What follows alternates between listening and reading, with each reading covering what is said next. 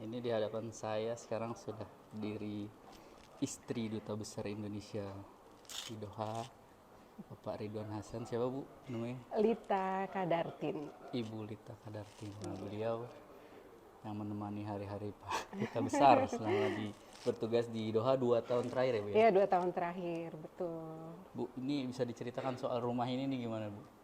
Ya, rumah ini adalah rumah tinggal duta besar ya, mungkin seperti rumah dinas.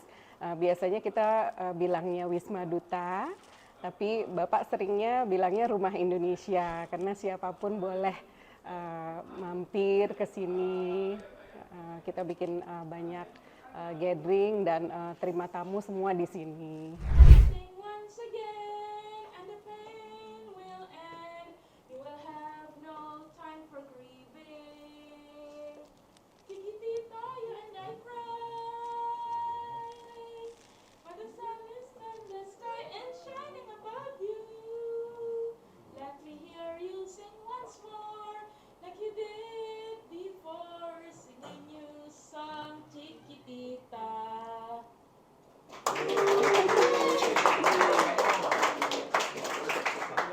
Rapuh, dahanan kering usang, yang akhirnya kan patah, terhempas gemeratap, oh sungguh memilukan, tak dapat ku bayangkan.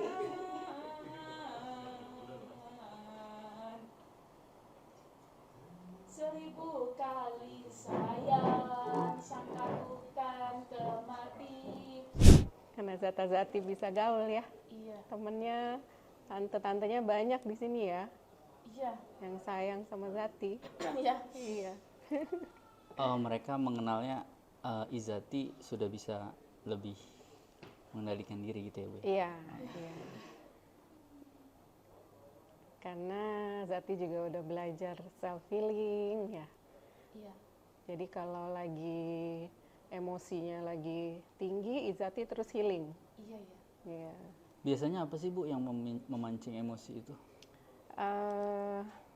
Biasanya rutinitas. Rutinitas Dia yang sama? nggak bisa berubah. Jadi kalau misalnya hari ini harusnya dia udah tahu dia mau pergi ke satu tempat, tiba-tiba batal. Nah itu kita harus agak memberi pengertiannya tuh harus terus-terus gitu. Kalau enggak dia akan tanya terus kenapa tidak jadi ke situ gitu. Itu ya rasanya pasti luar biasa ya, sedih, bingung, harus gimana gitu kan. Tapi ya alhamdulillah mungkin kami ya percaya sama Allah pasti punya rencana yang lain yang baik di luar ketika kita diberikan itu gitu ya. Pasti ada rencana yang baik. Saya yakin itu aja sih. Momennya apa Bu? Ya. Momen oke. Saatnya ya melakukan yang terbaik untuk anak-anak. Ya. Momennya ya saya langsung belajar, saya langsung cari info dan saya cari ada buku yang disuggest waktu itu sama di dokter tumbuh kembang anaknya itu, Children with Starving Brain, itu saya masih ingat banget dan saya belajar banyak dari situ gimana harus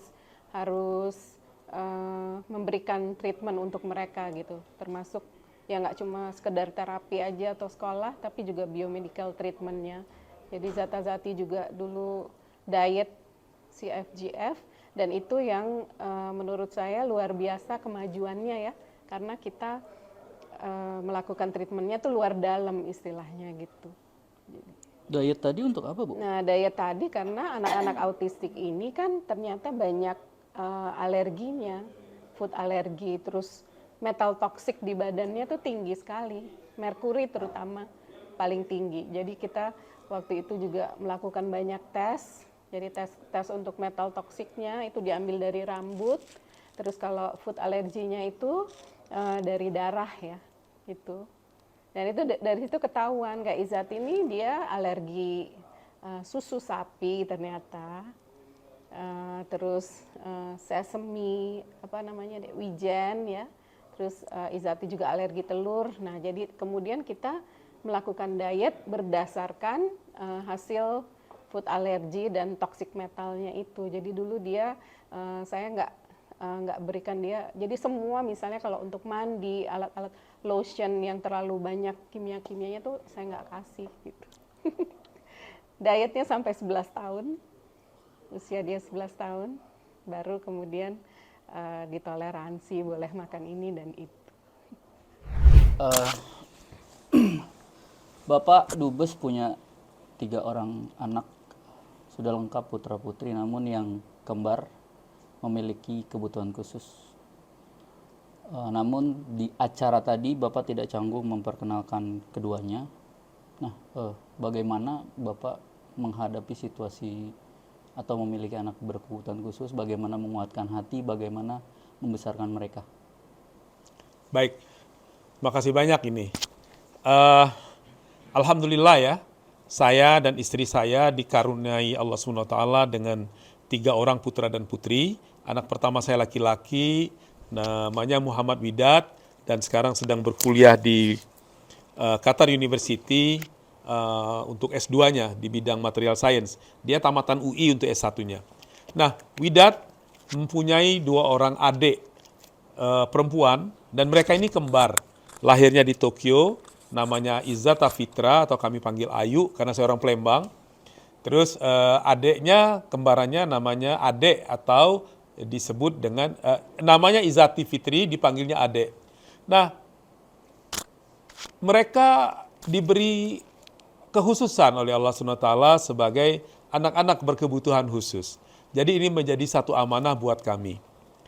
Tentu amanah Allah itu harus kita kelola ya, harus kita tangani dengan baik dan dengan upaya yang maksimal.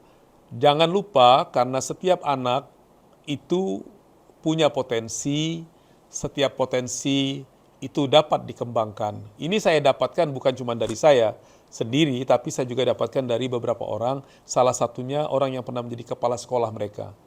Dan kalau anak-anak itu tidak kita kembangkan, maka dia akan marginal. Ini kan tanggung jawab besar. Anak itu bisa secara biologis adalah keturunan dari seseorang, tetapi anak-anak itu adalah milik masyarakat. Anak-anak itu adalah milik bangsanya. Jadi tentu setiap orang harus mempunyai perhatian yang besar kepada mereka gitu ya.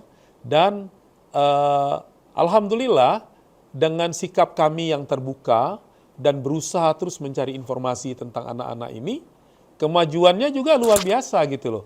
Dalam waktu sekarang mereka sudah 21 tahun ya.